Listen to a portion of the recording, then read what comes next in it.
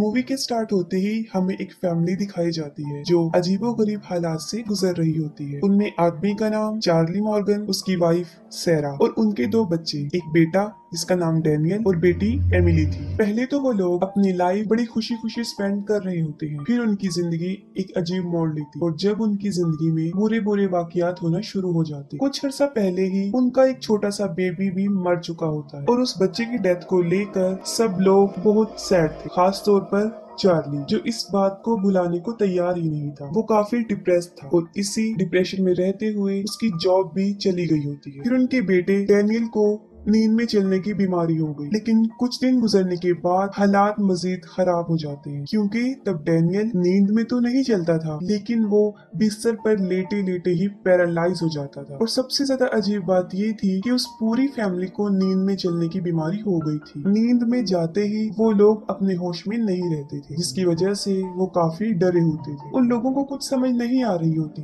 कि आखिर उनके साथ ऐसा क्या हो रहा है। फिर वो एक फीमेल डॉक्टर के पास जाते हैं जो ऐसे केसेस में काफी एक्सपर्ट होती है। उस डॉक्टर का नाम एलिस होता है। वो उन लोगों की रिपोर्ट देखती है और इस केस को एक नॉर्मल केस ही समझती है। वो उन्हें समझाने की बहुत कोशिश करती है कि ये एक सिर्फ स्लीप टेरर और इस एज में छोटे बच्चों को अक्सर ऐसा हो जाता है। फिर एलिस ये सुनकर काफी हैरान हो जाती है जब चार्ली उसे बताता है कि ये सब सिर्फ डैनियल के साथ नहीं हो रहा, बल्कि हम पूरी फैमिली को नींद में चलने की आदत। सुनने में तो ये बात काफी अजीब लगती थी, लेकिन एलिस एक डॉक्टर थी। वो जस्ट उनको मेडिसिन रिकमेंड करती है और साथ में ये कहती है कि फिक्र की कोई बात नहीं और ये ठीक हो जाए। उनके साथ होने वाली कंडीशन से एलिस को कोई खास फर्क नहीं पड़ता, इवन की वो फैमिली भी इसको इतना सीरियस नहीं लेती और वो लोग घर आ जाते, सिवाय डैनियल के जो बहुत डरा हुआ था। डैनियल अपनी नींद से बहुत डरता था, लेकिन इसके बावजूद वो खुद पर कंट्रोल करने की बहुत कोशिश कर रहा। फिर एक रात कुछ अजीब चीज उन लोगों के साथ होती है जब डैनियल बेड पर होता है,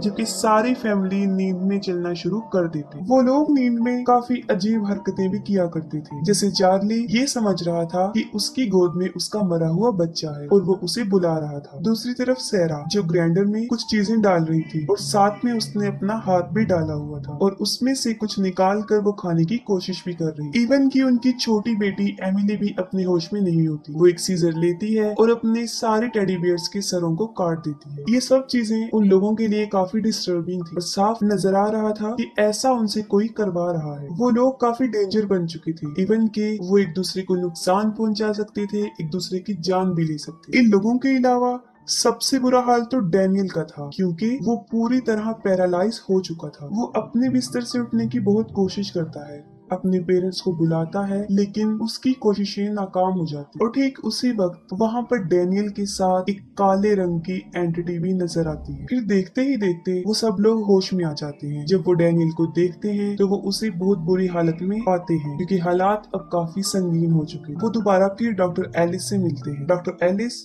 उन सब को एक रात के लिए एडमिट कर लेती है। वो उन सब के टेस्ट लेती है और ये जानने की कोशिश करती है कि आखिर उनके साथ ऐसा क्यों हो रहा है। वो उन सब को एक रूम में सुलाने के बाद कैमरास के जरिए उन्हें मुसलसल देखती रहे। आधी रात गुजर चुकी होती है, तब तक तो सब कुछ नॉर्मल होता है, लेकिन जरा सा जहन एलिस का कंप्यूटर से इधर उधर होता है तो उन लोगों के साथ फिर से अजीबोगरीब होना शुरू हो जाता है। डैनियल तो पैरालाइज हो चुका होता है और बाकी सब नींद में अजीबोगरीब हरकतें करना शुरू कर देते। फिर अचानक से डैनियल ये महसूस करता है कि जैसे कोई उसे बिजली के झटके लगा रहा हो। ये सारी आवाजें जब एलिस तक पहुंचती हैं तो वो और उसका डॉक्टर फौरन उनकी हेल्प के लिए भागते हैं। वहाँ पर चार्ली अचानक से एलिस पर हमला कर देता है और उसे मारने की कोशिश करता है, लेकिन फिर एक लड़का कैम जो उस हॉस्पिटल में स्वीपर होता है, वो चार्ली के सर पर वार करता है और एलिस की जान बच जाती है। इस हादसे के बाद चार्ली को अरेस्ट कर लिया जाता है, क्योंकि उसने एलिस पर हमला किया और उसे जान से मारने की कोशिश की। हालांकि ये सब कुछ उसने जानबूझकर नहीं किया। उस फैमिली को इसके बाद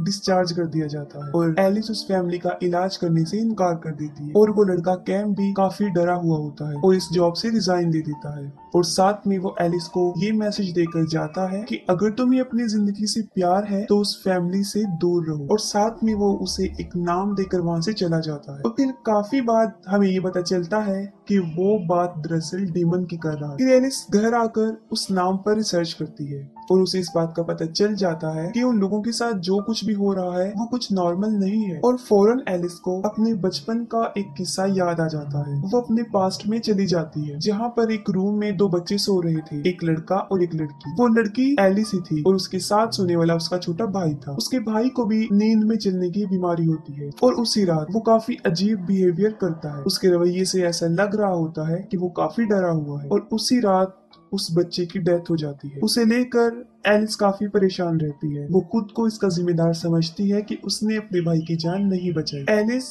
इन सब सुपरनेचुरल इंसिडेंट्स को मान लेती है और वो ये जानना चाहती थी कि आखिर उस फैमिली के साथ ऐसा क्यों और क्या हो रहा है, और साथ में उसके भाई के साथ भी उस रात क्या हुआ था। फिर दूसरी तरफ दिखाया जाता है वो फैमिली भी काफी मुश्किल में, क्योंकि चार्ली के जेल जाने के बाद सिर्फ सैरा ही अपने बच्चों का ख्याल रख रही। फिर उसी रात उनके साथ कुछ अजीबोगरीब होता है और जब सैरा होश में आती है तो वो देखती है कि उसकी छोटी बेटी एमिली ने अपनी डॉग को उसी सीजर से मार डाला था और डैनियल भी पैरालाइज हो चुका होता है। एलिस को उस फैमिली की बहुत फिक्र होती है और वो उनकी हेल्प भी करना चाहती है। सबसे पहले वो चार्ली की जमानत करवाती है। वो लोग समझ जाते हैं कि इन सब हादसात का कोई साइंटिफिक प्रूफ नहीं है, ये सब कुछ सुपरनेचुरल है, और सोचते हैं कि उन्हें किसी ऐसे शख्स के पास जाना चाहिए जो इन सब बातों को जानता हो। तब फौरन एलिस को कैम का ख्याल आता है जो इन सबको डेवन कह रहा था। वो लोग कैम से मिलने जाते हैं। तब उन्हें ये पता चलता है कि ये सब कुछ कैम के साथ नहीं हुआ बल्कि उसके ग्रैंडफादर के साथ हुआ था।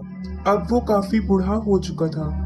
उसका नाम अमेडो था। वो चार्ली और एलिस को बताता है कि ये सब कुछ कोई और नहीं बल्कि डीमन कर रहा है और वो ऐसा तब तक करता रहेगा जब तक वो डैनियल की जान ना ले ले। यानी अब डैनियल का बचना नामुमकिन था। ये सब कुछ अमाडो के साथ भी हो चुका था, लेकिन वो इसलिए बच गया क्योंकि उसकी जगह कोई और मर चुका था। लेकिन इसके बाद भी डीमन ने अमेडो का पीछे नहीं छोड़ा। तब उसने अपनी आई लीड से काट दी और उसके बाद कभी भी उसे नींद नहीं आई। यहाँ साफ जाहिर हो जाता है कि ये डीमन काफी पावरफुल है जो सिर्फ नींद के वक्त ही आता है। लेकिन वो लोग इस मिशन को लेकर आगे बढ़ते हैं क्योंकि वो डीमन के बारे में थोड़ा बहुत जानते थे। उन्हें पता चल जाता है कि डीमन का मेन सोर्स डैनियल है और जब डैनियल सो जाएगा तो तभी डीमन आ जाएगा जो कि बाकी लोगों पर भी अपना कंट्रोल कर सकता है। तब वो कोशिश करते हैं कि वो डैनियल को जगाए रखें। वो लोग डैनियल को इंजेक्शन देते हैं और फिर एनर्जी ड्रिंक, जिसकी वजह से वो एक रात तो इजीली जाग लेता है। लेकिन ये डैनियल को बचाने का सही रास्ता नहीं था, जिस पर एलिस उन सबको बताती है कि चाहे डीमन हो या गोस्ट इस डायमेंशन में नहीं आते बल्कि वो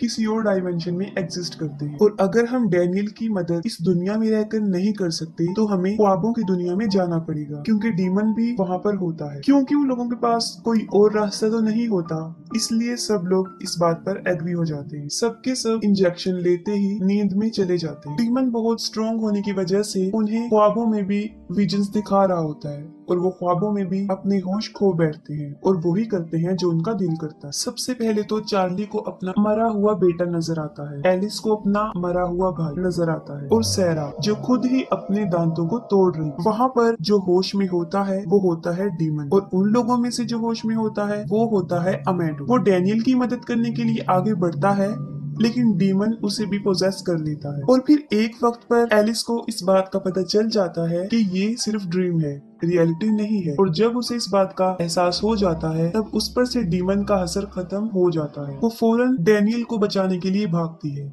लेकिन अब तक डीमन ने अमाडो पर अपना कंट्रोल किया हुआ था और वो डैनियल को मारने वाला था। तब एलिस फौरन अमेडो को जान से मार डालती है। डीमन को इस दुनिया में से भेजने की एक वजह होती है, जब कोई उसके लिए सैक्रिफाइस करे तो वो यहाँ से चला जाता है। लेकिन उसके बाद एलिस को पागल समझा जाता है और उसको अजाइलम में भेज दिया जाता है। हम देखते हैं कि अब डीमन एलिस की छोटी बेटी के पीछे लग गया है और वो उसे भी जल्द मार देगा। फिर हमें बताई जाती है डीमन की रियलिटी कि ये तब पैदा हुआ जब पहली मर्तबा इस दुनिया में किसी ने ख्वाब देखा था। ये कमजोर लोगों को अपना शिकार बनाता है और जो बुरे ख्वाब आते हैं उसके आने की वजह भी यही होती है। ये डीमन काफी पावरफुल होता है और उसके पास ये एबिलिटी होती है कि वो अपनी मुख्तलिफ शेप्स दिखा सकता है। पहले वो बच्चों को अच्छे अच्छे ख्वाब दिखाता है ताकि बच्चे डीमन के फ्रेंड बन जाएं, लेकिन बाद में वो अपना असली रंग दिखाता है। वो अपने शिकार को आहिस्ता आहिस्ता मारता है जिससे उसे काफी मजा आता है। और एंड सीन में ये दिखाया जाता है कि एलिस पागल नहीं होती, वो डीमन वाकई ही अब एलिस की बेटी के साथ होता है और मूवी यहाँ पर एंड हो जाती है।